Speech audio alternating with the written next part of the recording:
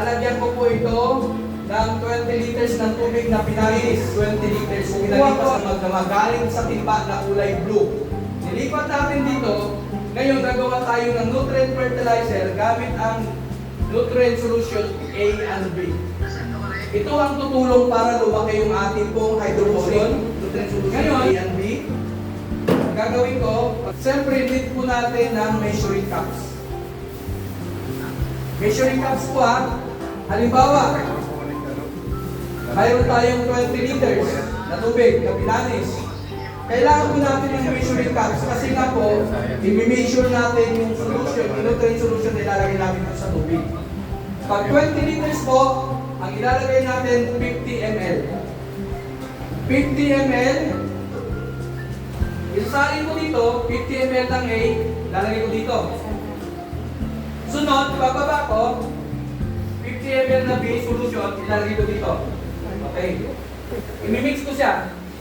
Pag i-mix ko na siya, siyempre, gagamitan ko lang yung budo para huwag matakot. Isasali ko dito yung nutrient na tubig. Pag isinali ko na tubig, na meron na po akong naka-ready, naka-standby po ako, natataniman ng lettuce. Meron na rin tayong coco peat na may cups, ilalagay po natin dito. Lagay mo na. Ayan, lalagay po natin ng isa.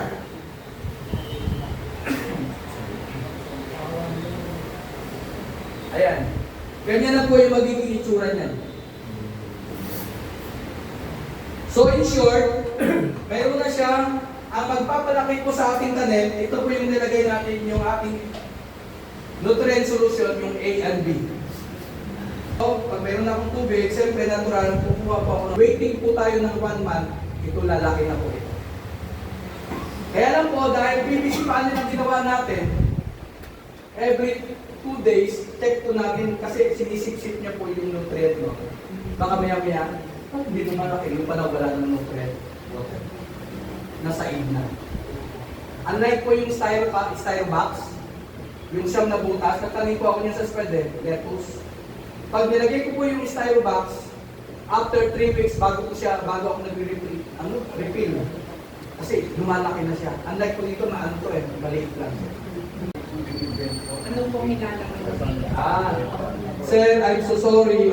Kasi nga po, hindi po kami gumagawa niyan. From UP po yan. UPLB. Opo, UPLB po yan. Kung sasabihin,